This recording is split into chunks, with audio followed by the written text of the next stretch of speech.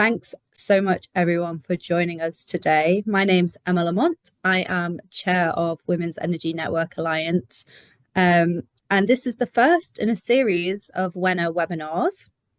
So this one was in honor of International Women's Day, which is a few weeks ago. And one of the themes put out this year was accelerating action. So that's kind of what we're going to look at today.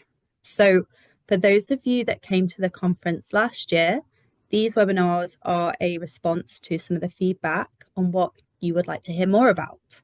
But they're also a really good opportunity for each of the WENA organisations to just throw a spotlight onto themselves and talk about one of the topics that's important to them. So today I'm hosting both on behalf of WENA, but also as Women in New Energy. And the next one will be Access Network, and they'll be talking about mentorship and sponsorship. And that one's going to be taking place at the end of April, so keep an eye out for that. So just before we start as well, I just wanted to give a big thank you to the Women's Engineering Society and Candy for helping us to organise this series. So for this first one, we're discussing inclusivity in the workplace. And I don't know about you, but I keep hearing about it or reading about it more and more as described as like one of the most important bits to do first in DEI. So that's the inclusion bit, as we all know. And the school of thought is that if we get the inclusivity bit right, then the diversity and the equity bits are more likely to follow. It's not given, but we're giving ourselves a fighting chance. So the big question we're looking to answer today is, how do we get that right, and how do we do it fast? So with that in mind, I'll introduce to you our two fabulous guests who both work really closely with me on Women in New Energy. So firstly, Beena Sharma, who has been instrumental in the setup of Women in New Energy, and we work really closely together on setting up that conference, that annual conference in Aberdeen every year. Beena is also the co-founder and CEO of CCU International, and she's also the co-founder of Into Net Zero, which is a fabulous initiative that is focused on diversity within the energy space. And some of you may not know that Beena is started her career in workplace psychology. So she's really coming at this topic from a few different angles, both as an expert in the space, but also as an employer herself. And it was Beena who actually introduced me to our second guest, Mark Freed, who is co-founder and director of Men for Inclusion. So I've already learned so much from Mark because I've been lucky enough to sit in one of his workshops, and he really sort of first stressed the importance to me of this inclusion and how important it is. And perhaps I was taking it for granted a little bit, of course, inclusion, we all want that.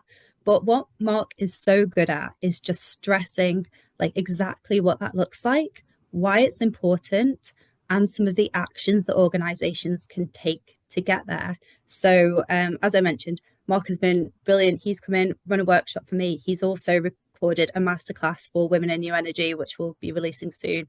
So two absolutely fabulous experts here with us today, and both incredibly warm, generous people. I've had such lovely, fun conversations with them both. So I'm excited to hear what they have to say. Hopefully you are too. And with that in mind, if you want to start having a little think whilst we're having this conversation about any questions that you have for Beena and Mark, please do have a think. We'll have a Q&A at the end, but also feel free just to pop them in the chat box if they just pop into your heads. I know I need to write something down the minute I think of it. So feel free to do that and we'll pick them up as we go. So we'll get started with a question from me, and this is for you both. So I think we have all been watching wide-eyed with what's been going on in the USA and some of the impacts that's having on UK organisations as well, like GSK. They've sort of scrubbed the word diversity from their website. But I would be really interested to hear both of your thoughts on what actions like that have, what effect do they have on the rest of us and on workplace culture in general? What do you think? Wow, you've gone right in there, Emma. Straight to Asking the the difficult question. straight to the heart. Yeah. Brilliant. Well, I'll go first. So obviously there has been some huge changes that have taken place. You know, the US lead very much some of the thinking that goes on around the world, particularly in some of these large organizations, very corporate, many of which are global corporations. So naturally, that is going to filter through to other parts of the world, particularly the UK. We follow the US very, very closely. Um, we've done a lot of work in this space, given where we've come from, and we've certainly seen some improvements over the years in organizations.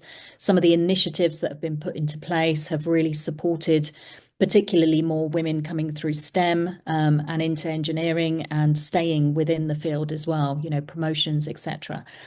The biggest knock-on effect that I see is that, and maybe this is going to be a question for Mark, you know, who's been doing this a little bit longer than me. But certainly some of the things that I've been hearing is, you know, people have almost got to a stage where DE&I as a word has been bandied about as, oh, it's just another one of these things. It's just another one of these phases. It's just another one of these things that we need to add to the long list of things that we need to be doing, which potentially for some they might not see as something that actually impacts day-to-day business or productivity. And I guess that's where the thought process has come, certainly from the US, is that maybe it is impacting productivity in a negative way as opposed to in a positive way or in any which way at all. But I'll let Mark come in here because Mark, obviously you do a lot of work with some of these organizations. So you've probably seen more of a knock-on effect. I've certainly had the conversations with people, and particularly with Internet Zero, the conversations around, well, is this where we should be focusing our attention? You know, if the US have said that this isn't important anymore and actually this is detrimental, then of course we need to start thinking about what the US is doing because it has a knock-on effect on businesses here and the way we do business. But certainly, Mark, go ahead. Beena, thank you. And yeah, I mean, listen, I think we're all in this sort of period where things are going to change. But I think we need to keep a little bit of a perspective here, because when Donald Trump was talking about DE&I and it being immoral and illegal, what he was actually talking about was targets and quotas. Yeah. So he was talking about the D, not the I, and he was talking not just about diversity and representation in general. He was talking about the way that strategies had been implemented there. And I think we come back to that later, but just hold that thought. I think the next thing to say is the business case hasn't gone away. Yeah, you know, we still need to innovate in new energy. We still need to recruit tens of thousands of new people into the industry, and they can't all look like me. So actually, you know, the business case is still there. We need innovation. We need safer industry. We need all of the business case hasn't gone away. But I think what we do need to look at and we do need to learn about is actually why our DE&I strategies have created so much resistance in the workplace, and in our societies. And you know, it's clear the stats are showing, the research is showing that a significant number of perfectly reasonable men think that DE&I has gone too far and Mhm. is now against them. And I think we need to sort of understand why they're thinking like that, and perhaps we can come on to that. I think what I'm seeing firms do, yeah, is, you know, you hear all the headlines, you know, X firm is cancelling their DE&I policies, Y firm is cancelling their. I think the smart ones are actually, all they're doing is they're changing emphasis, changing the way they're doing. And maybe, you know, and I've seen quite a lot of firms just merging DE&I into learning and development. Mhm. Yeah, it's all still happening. Maybe not the rigid focus on representation, but we still need to change the culture, the behaviors and the values, and we do still need to recruit the best people into the business. Do you think, question for you, Mark, do you think the fact that, we've seen obviously organizations reacting very differently to this, many of which have said, oh, great, we're not the only ones that think like this. Let's do away with anything D&I related. Others have taken the opportunity to see it as an advantage, and actually said, when I think about some organizations I've been speaking to, they say, well, actually, this is a good thing for us because it means that we can be a little bit more competitive. If we're actually taking a stance on this and saying, no, we're going to continue with our policies and procedures and we're going to push forward, then guess what? We are going to have the best of the best, the creme de la creme, and we will have a diverse, employee base that will allow us to be competitive, to be innovative in a space that requires so much innovation. If you look at climate tech and the contribution it has to net zero, we need, there's argument that says somewhere between 40 to 50% of the technologies and the solutions that we need to get us to net zero have not yet been invented. Yeah. Guess what? That's not going to come from same way of thinking. Yes, much of it is going to come from the expertise of the existing energy industry, but a big part of it is going to come from different ways of thinking and people who come with different ways of doing things and different thought process, different cultures, because guess what? We're going to be doing things that we've never done before. So do you think that some organizations have actually seen it as an advantage to them, that it allows them to be more competitive now over some of those organizations that are shying away from these processes? Yeah, absolutely, 100%. And I go into organizations and have worked with organizations, and you recognize that maybe this is just a tick box exercise, that the board aren't really fully committed. They're doing it to be seen to be doing it, or because the regulators telling them to do it, or just because society is telling them to do it, and it's the right thing to do. There are other boards that you sit in front of, and you've talked about that, who recognise, this is innovation, this is progress, this is a business advantage.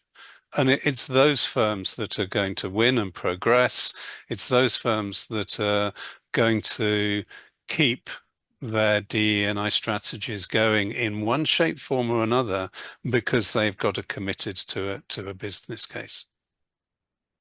Yeah, definitely. I mean, do you think you think that this will potentially, for some organizations, accelerate their movement and accelerate the opportunity to take advantage? And are we seeing, maybe with some of the organizations that you're working in, are we seeing a resilience towards it because of what is happening in the US, or are we seeing a difference in, from a day-to-day perspective, the organizations that you're working with, what are their views on this? How are they reacting to this?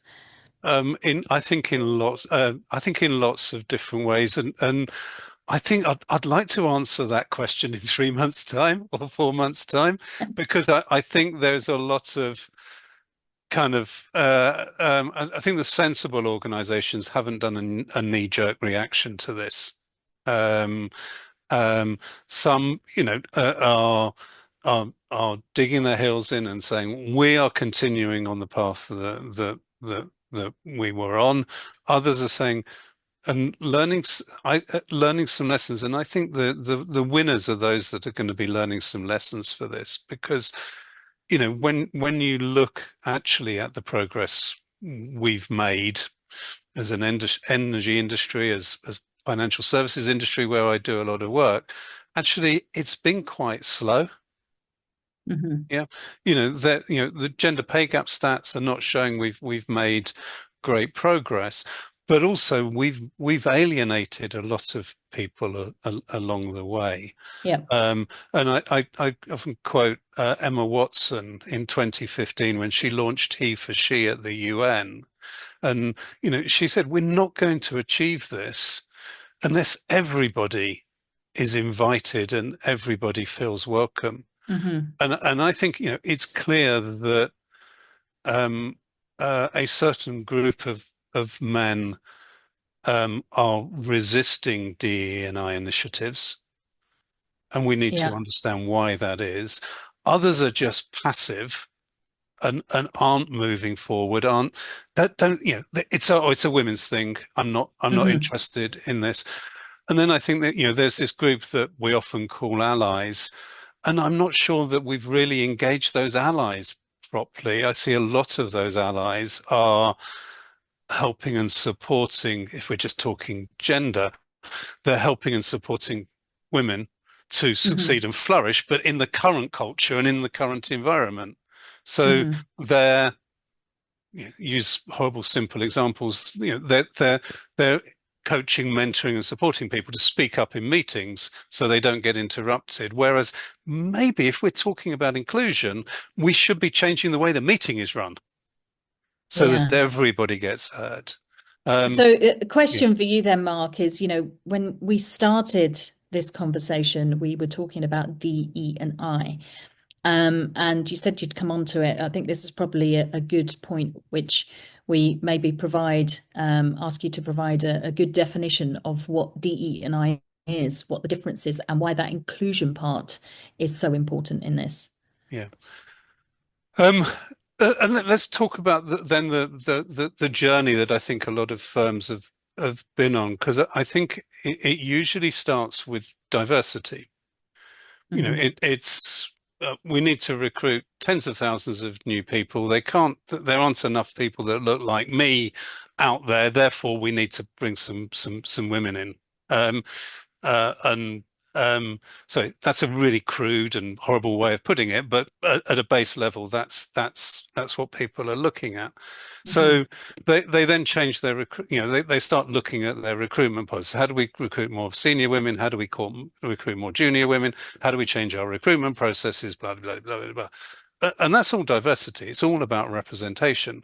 And then they start thinking about their HR policies and things. So, we need to improve our maternity leave policy. We need to think about safety and PPE. We need to think about menopause policies. We need to think about flexible working policies. And HR suddenly becomes the big thing. And again, that's all about representation. Then we start saying, actually, we need to give this new, brilliant, diverse talent support so they can flourish in our current environment. So we set up ERGs, we set up women's networks, we start giving mentoring, coaching, women's leadership training. But a lot of that work is to help and support that new diverse talent pool to succeed in our current culture. So you mentioned that sorry, Mark, So I think that's all about diversity. That's all the D. Yeah. Along the way, we haven't spoken about men at all. Yeah. Quite often we've ignored them.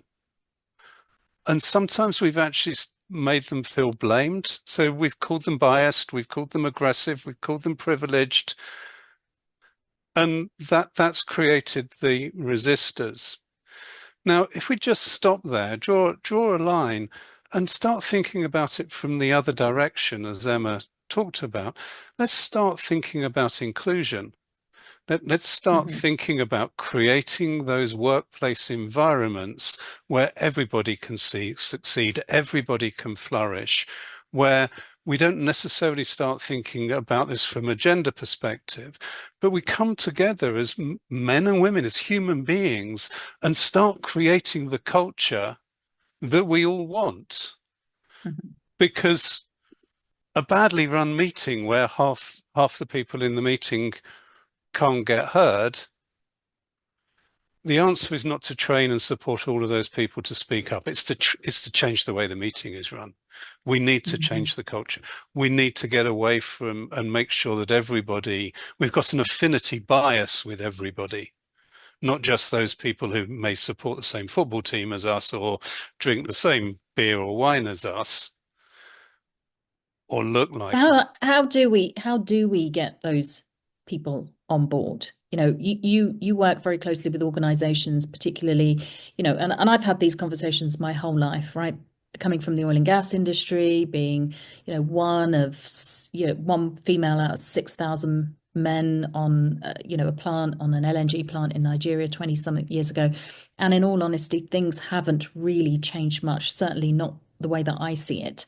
There have been some steps, positive steps, but I do feel like things are starting to go backwards. And certainly in some organizations, you hear that the men are the victims now. So how do we change that rhetoric? How do we bring them on board to be the change makers that we need them to be, as opposed to just allies? Because allies isn't enough, right? It's not enough. Yeah. So how do we change that, Mark? I think it's a really interesting question, and I don't like talking about gender in a binary sense, because I think we should move to thinking about it more in a spectrum. But it's absolutely clear from all of our research that the majority in the workplace, men, don't understand the lived experience of women in the workplace. Mm-hmm. Yeah, there's whatever research, whatever questions you ask, there's a vast gap. Yeah, and one of those gaps is quite often people talking about women in the workplace prioritizing work and life, home and life. And needing to prioritize that, and men not. Yeah, well, instead of, women have got it right. Yeah? And maybe we should be flipping it and asking the question, actually of men, how much more opportunity, choice, freedom, how much better would your life be? Yeah, if you weren't behaving and thinking and being restrained by outdated male stereotypes. Yeah. Mm-hmm. Yeah. Wouldn't you love to do the school run? Wouldn't you love to be the people that your children come to as much as their mother? Are you going to regret when you get to my age the fact that you've focused all your life on work and you haven't got that work-life balance? We tend to think, when we're thinking DE&I, we call men, and I hear it time and time again, this privileged man. Yeah.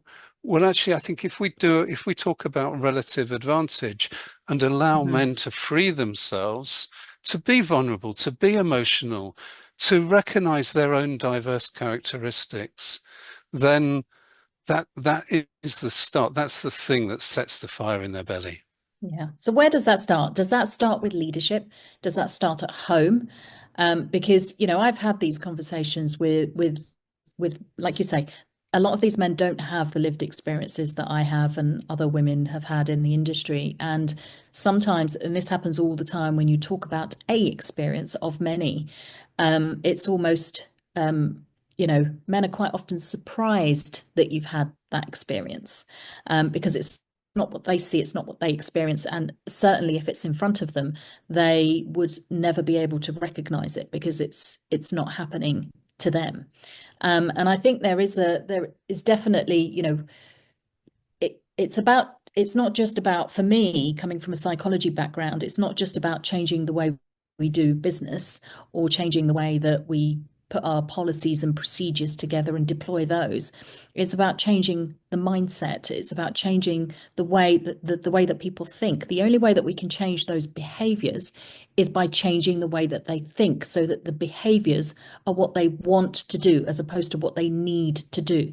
Yeah. And the conversations that I have very often with men is there are certain things that are put into place at work, for example, that they need to do because that is what is expected of them, but it's not necessarily what they want to do because they don't believe in it. I mean, I always say, if I had a pound for every man that said a woman was promoted because she was a woman, as opposed to, her talent, then I'd probably be a millionaire by now.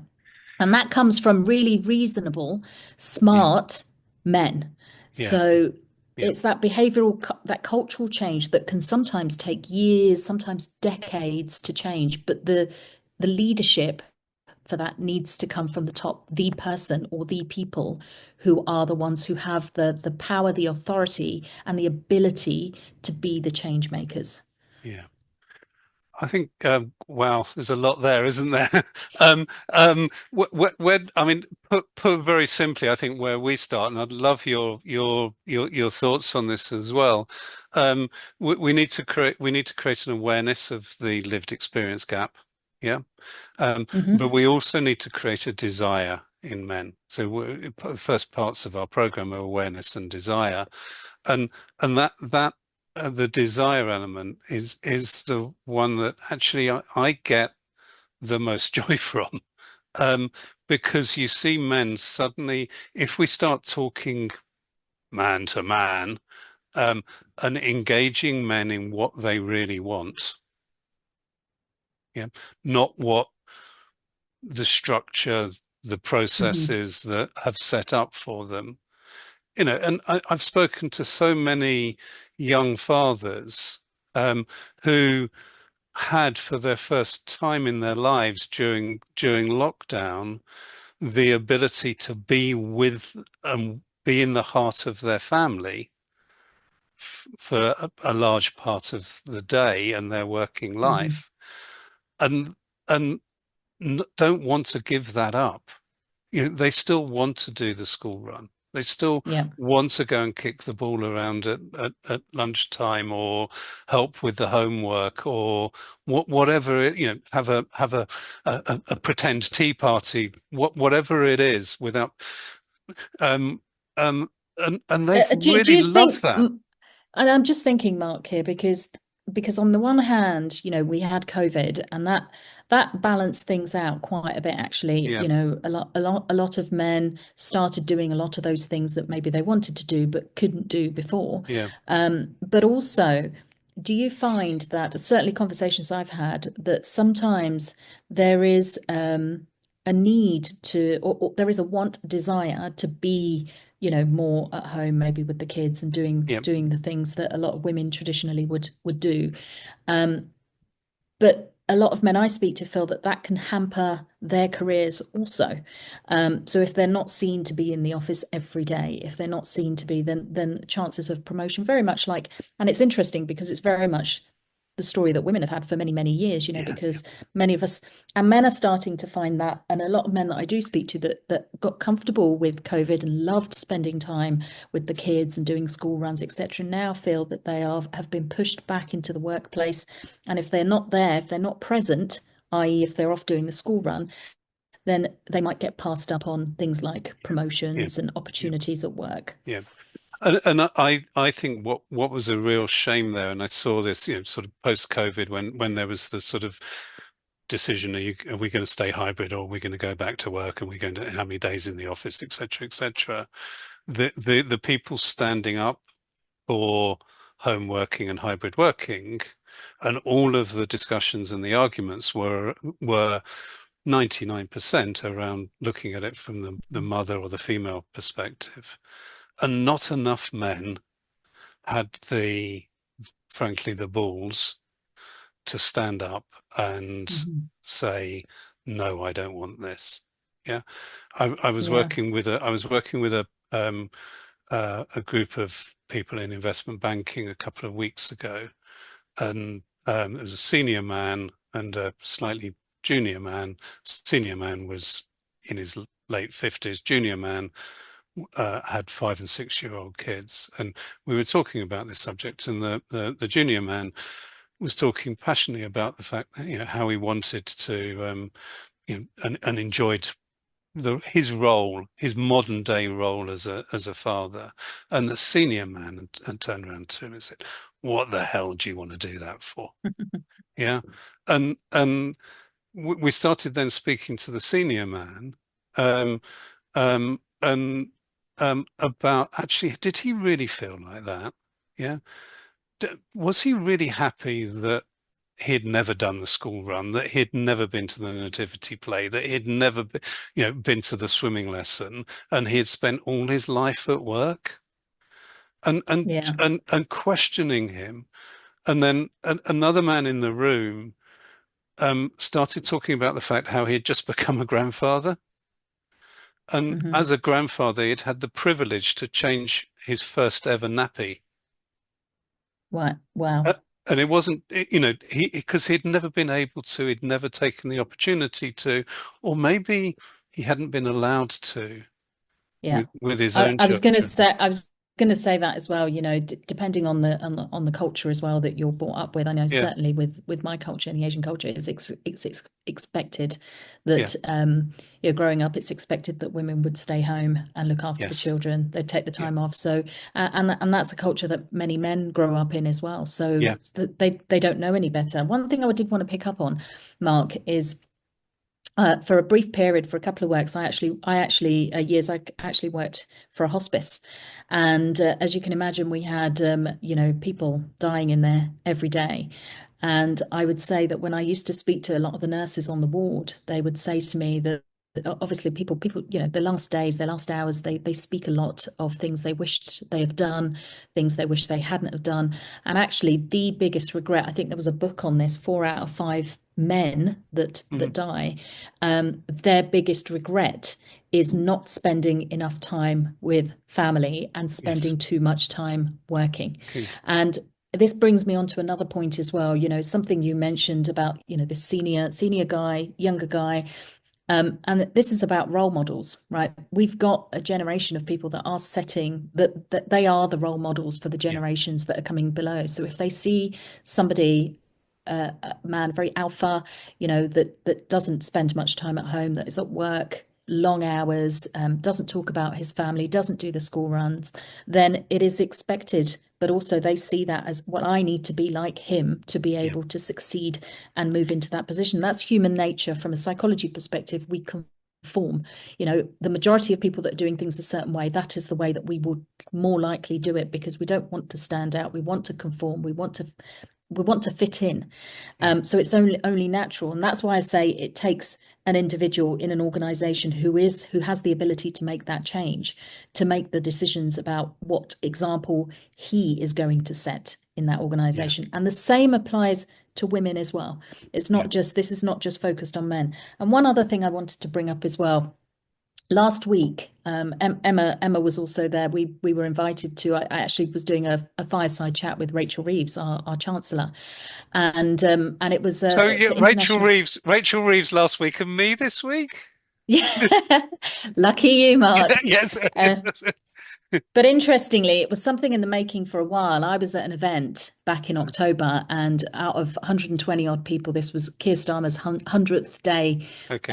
into Parliament, and I walked into the room, and out of the 120 odd people, there were maybe 5 women Yeah. and a handful, 3 people of color, and I was not impressed. So I had a word, and they asked me if I would do this fireside chat. Well, if I would organize an event with Rachel Reeves for International Women's Day. I turned it into a fireside chat. Nice. But the interesting point is, when she walked into the room, and this was a room full of women, and a lot of women from the energy industry, but she walked into this room, it was a room full of women, and she actually, some of the first conversations she had, women talked about childcare arrangements or running their business and not having access to childcare. And they were all very, very things that you would never hear in a room with men ever. Yeah. And you might get the odd conversation, but really, and these were women in business, in very senior leadership positions in the energy industry. And she actually said, this has to be the first time that I've walked into a room and I've had conversations about childcare and these sorts of topics. And do you think, my question to you is, and we do this a lot, do you think, and I don't know what the answer to this is, you may not either, but do you think as women, are we, and this might be a little bit contentious, but I'm going to ask the question anyway, are we not doing ourselves any favors by talking around topics that are typically female? I know what the answer is actually, but are we not doing ourselves any favors by doing that, or should that be something that we should be expecting from men? So I had a really very similar experience. It was about 3 years ago, and I was doing it was Women in Risk, I think, or some one area of financial services, their International Women's Day event, and um, and it went on all afternoon. And I can't remember the exact order, but the first speaker stood up and talked about imposter syndrome. The next woman stood up and talked about how women get all of their CVs wrong all of the time, and how they talk about we instead of I, and you know Hmm. the story. We then went on to uh, um, uh, menopause and periods, and I was on a panel at the end. And I was again one of the only men in the room, and I did all of my usual stuff, and then there was the final question from the audience was, Mark, with what you've heard today, if one of the women in this room was to come and apply for a job with you, or a chap that supports Chelsea, who would you recruit? And I, the point was, yeah, sorry, I've got, all of these things, or a chap that supports Chelsea and will drink wine with me or beer with me or whatever. And you can, yeah, I'm with you. I Yeah, think, yeah, that's it's what it human nature, was. right? Yeah, It's yeah, human yeah, nature that we generally warm to people who are like us or who yeah, have similar, they say if you're going to win over your boss, find something that you're both passionate about, and that's the way to do it, yeah. So I think Which I I think think comes back, Beena, sorry, to one of the things that you yeah, said earlier about, she only got the job because, yeah. Um, that's right. so so most men, when you ask them, they recognize actually they have an amazing relative advantage when they walk into an interview, Mm. when they build a relationship with their boss, whatever it is, they've got that relative advantage of being a man. Yeah, Yeah, in a hugely. And man's I world. think, Yeah, and I say this quite often, and like I said, contentious or not, I do truly believe that a lot of the time you're right, we don't do ourselves any favors. We talk a lot about, um, I have a real issue with talking so much about imposters. I mean, I didn't even know what imposter syndrome is, but it's been done to death to the point where every other conversation is, well, I've got imposters. A lot of women I speak to, yeah, a lot of women that I mentor say the same thing, and I think it's almost been embedded into our heads that this is a female related issue, and confidence issues, etc. And I'm not saying that we don't all, we're all human, we've all got very similar, the way our brains work, we have very similar challenges, the way that we deal with these challenges, and imposter syndrome isn't something that is only anyone can struggle with imposter syndrome, anyone can struggle with low confidence, but sometimes I see women who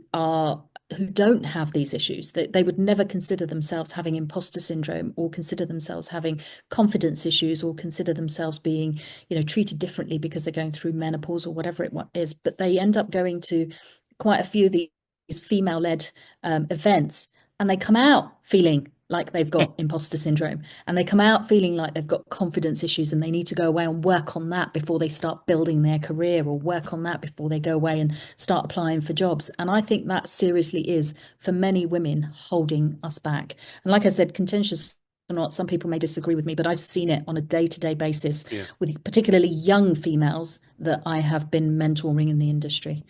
yeah. And it's interesting that, because for I've been doing this for 25 years now, because I regularly find myself the only man in the room, or one of a few men in the room, and all of what we describe, so the accidental sexisms, the sort of, Mhm. because I'm in the minority in that room. But when you ask most men in the workplace, in our workplaces, have you ever been the only man in the room? Well, not in the workplace. Okay, so how about, yeah, oh yeah, I was once the only Liverpool supporter in a bunch of Man U supporters. Well, how did that feel? because did you come out alive? That's what did you I come want out to know. alive? Yeah, yeah, well, absolutely, yeah. But and actually feeling like you are the only, being the only person like you in a room is challenging, and Yeah, it does lead to having different behaviors, different feelings for a lot of people. Um, yeah. um, but the responsibility to change that is with the majority group, not the minority group. Yeah, agree. Yeah, And just conscious of time, Emma, yeah. what are we like? How long do you want to leave for questions? I was going to let you chat on for a few more minutes, but I tell you what, I've got a couple of questions for you that I've been jotting down, if that's okay. Let's go So for it. Yeah. so Beena, I know you mentioned back like a little while ago around um who's the right person to take all of this information to. So like two questions really. Like what is the business case for more inclusivity? How can we make it? And how do we get the right people around the table to make it to? Right. I'll let Mark do the business case and I'll talk a little bit around the right people. So obviously some of the work that Mark does is, it's not easy. You can't just pick out the right people. Sometimes they need some coaching, they need some mentoring. I know certainly I've worked with some males in some very senior organizations that maybe thought they were allies, maybe thought that, but actually they weren't. And when they had the conversations and started to realize some of the experiences that women like me and others and some of the women that work for them have gone through, maybe there is a connection there. Quite often you start having conversations around, well, what if your daughter was in this situation, or what if your wife was in this situation? And it does tend to dawn on them. So it's not necessarily going to the right people, but sometimes it's finding the wrong people that would be classed as the people that would normally be you'd be butting heads against, and actually helping them, educating, as Mark said, coaching them, mentoring them, and helping them to see that their experiences isn't the only experiences that matter in this world.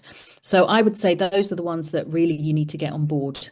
We've got plenty of allies, supporters, that are helping us make the changes that we need to in our organizations. But they're the easy ones, because they probably have lived experiences through partners, mothers, daughters, whatever that might be. And quite often you hear, I don't want my daughters having to go through some of the stuff that you've gone through, or my daughters have had this experience. So quite often they're already there. And the other thing is that, when we're looking at some of what we need to achieve, I mentioned it before, particularly in the net zero space and energy transition, when we're looking at what we need, the skill sets that we have currently are not enough to get us to where we need to be. And yes, there is going to be a whole load of transition from conventional oil and gas into renewables and the energy transition space. But ultimately, we need that differentiation. And that's where we need to start looking at the younger generation. And this is not just about encouraging more women to move into STEM topics.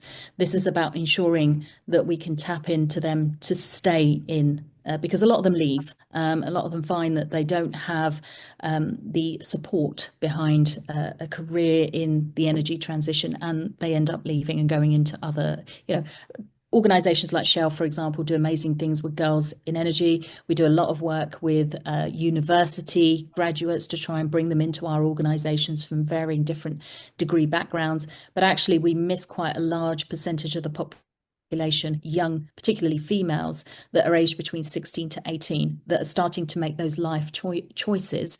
And naturally, many of them, particularly those from deprived areas, will not end up going into work and may end up, settling down, having a family, etc., looking after family. So we need to tap into those kinds of organizations, do things a little bit differently.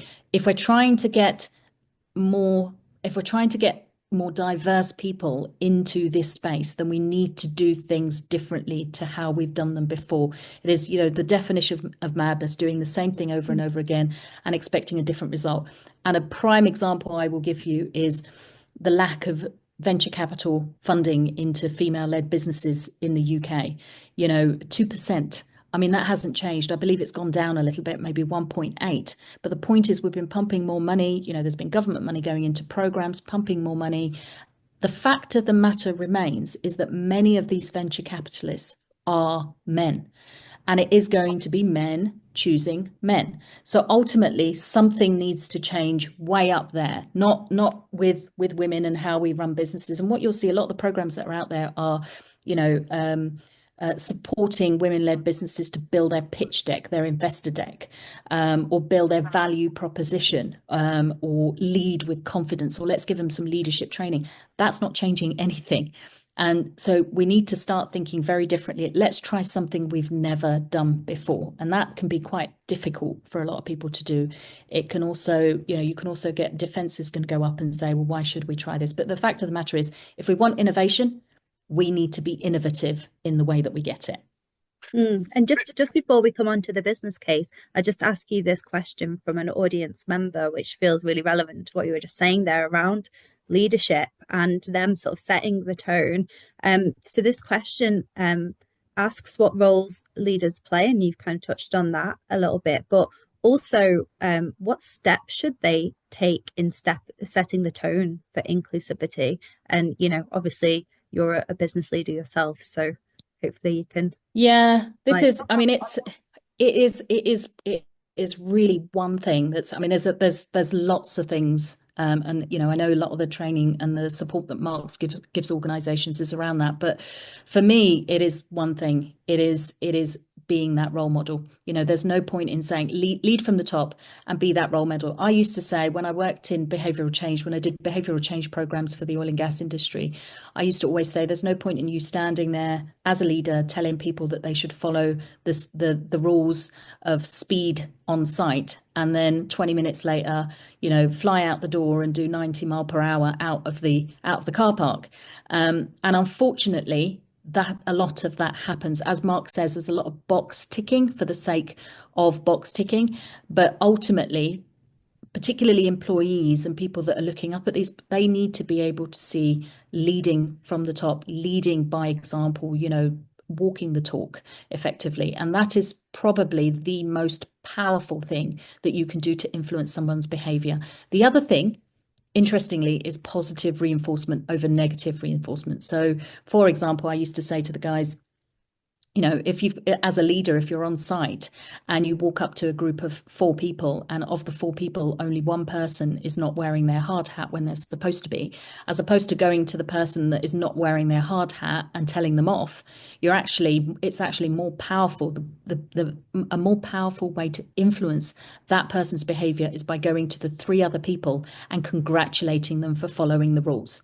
And that's positive reinforcement, and it's completely free. We don't need to spend any money on it. So those are the 2 things: leading by example, really leading by example, and 2, use positive reinforcement as opposed to negative reinforcement. Mark, I see you nodding along there. Are you agreeing with everything Beena said there? Have you got anything to add? I think I mean, Beena, you said it brilliantly. I don't need to add anything. I think, you know, turn the mirror on yourself. You can do the business case now, Mark. Yeah.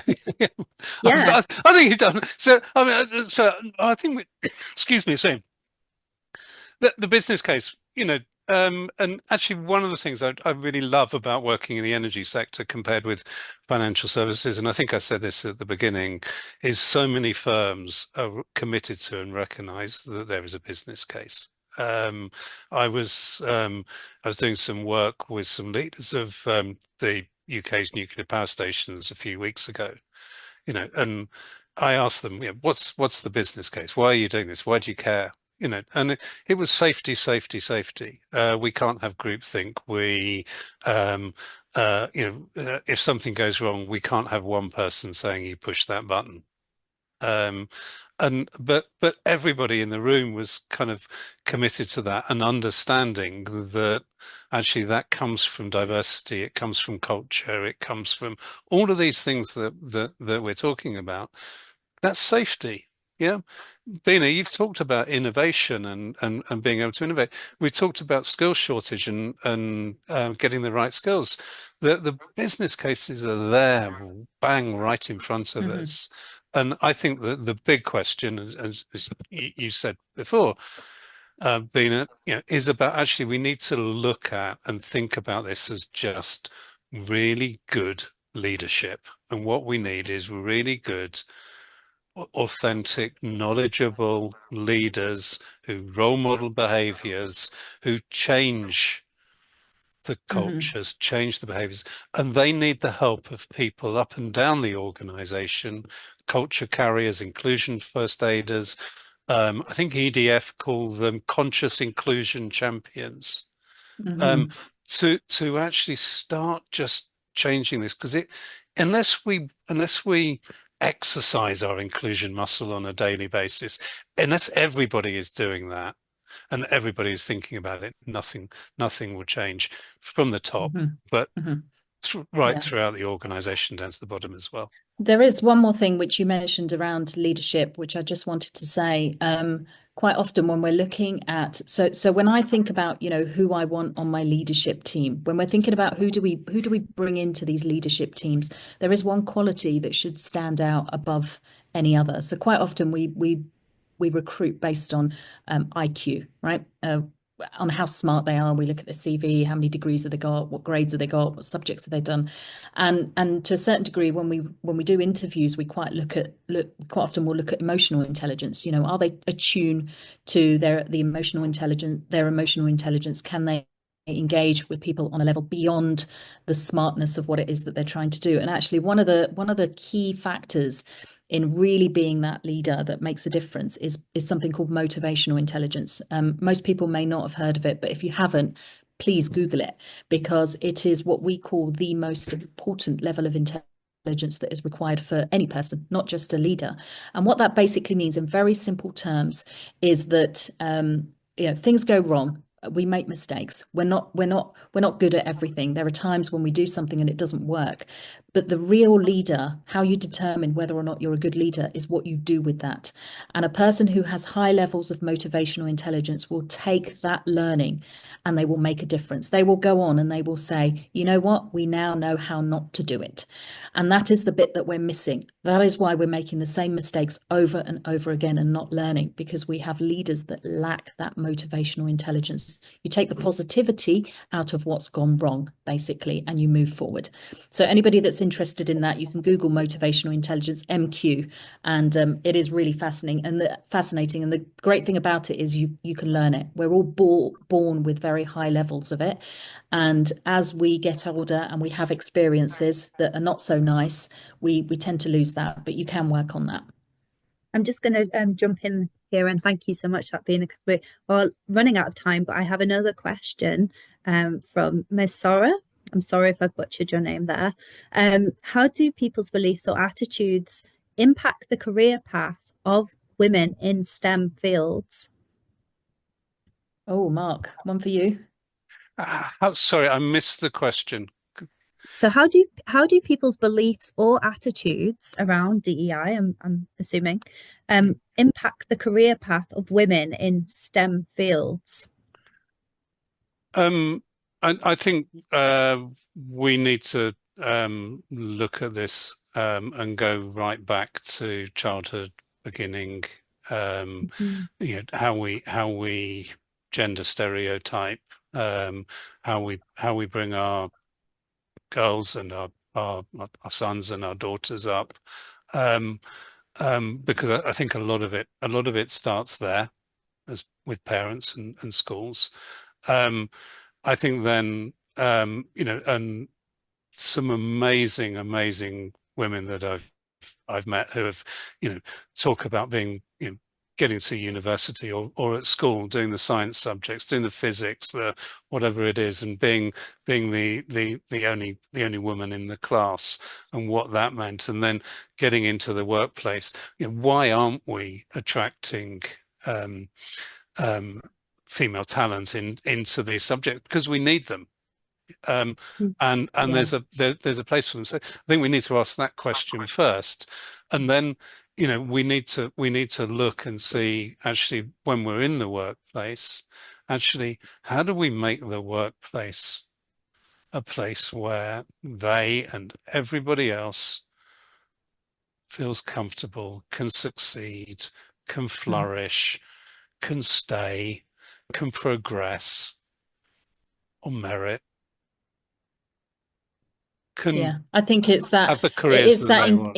it's that inclusivity part that you were talking about, Mark. Yeah. You know, and being and feeling, you know, that you are comfortable enough to be able to bring whatever it is that you want to bring to the table, your culture, your way of thinking.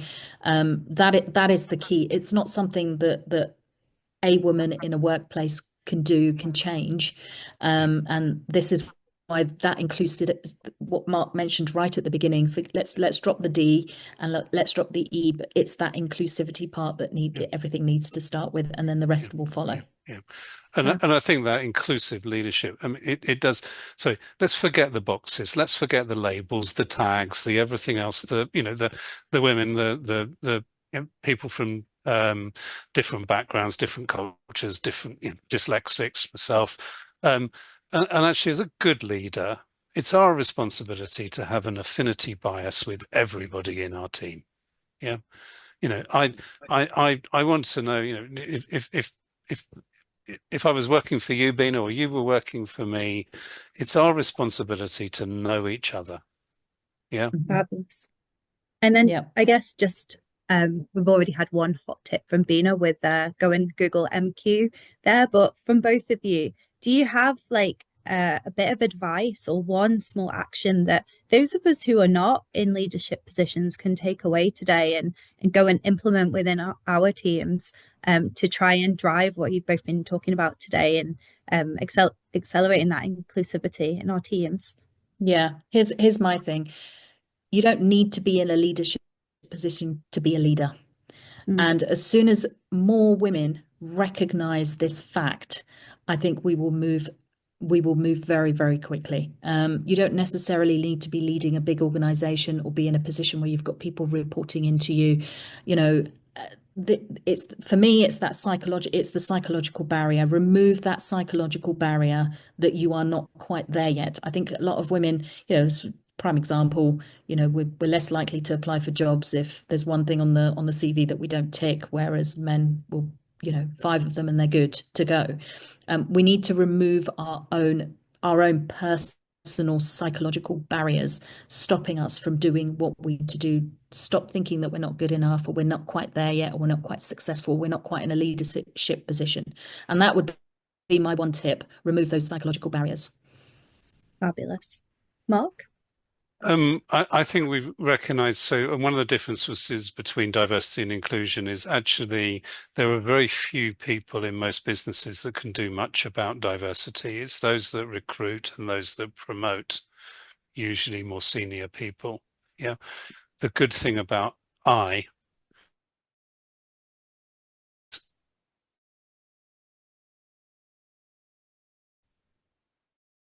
everybody's responsibility. Yeah. When you get up in the morning, actually, we all have an impact and a role to play in making our workplaces more inclusive. Whether that is congratulating the 3 people for wearing their hats, yeah, or challenging somebody, or making some room for somebody who's not getting heard in a meeting. 100%. Or recognizing that somebody that day is just feeling a little bit down, and going and chatting to them, or understanding that person over there's ambitions or their challenges, recognizing everybody's differences.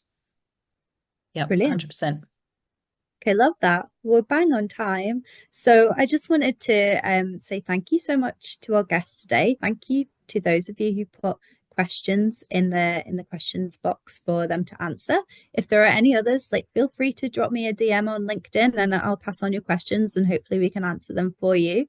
So yeah, just to round up a few key takeaways that I took from that, just for your notes. It sounds like it's a changing space. It's a space that's in flux, and we're all still learning daily how to be better at inclusivity. And perhaps it's natural that people are constantly questioning the language that we use, and maybe we should be questioning ourselves daily on that. But one thing that I learned from this is how important it is to change people's thought processes before we can change people's actions, and that is around creating awareness and a desire in people to create a more inclusive space. And how we can do that is through our own actions, by being a committed leader, or just showing leadership in ourselves, even if we're not a leader, just by being inclusive to others that we work with. So thank you again so much to Beena and to Mark and to Candy for hosting this. Yeah, I hope you'll all make it along to the next one at the end of April. Thanks so much, everyone.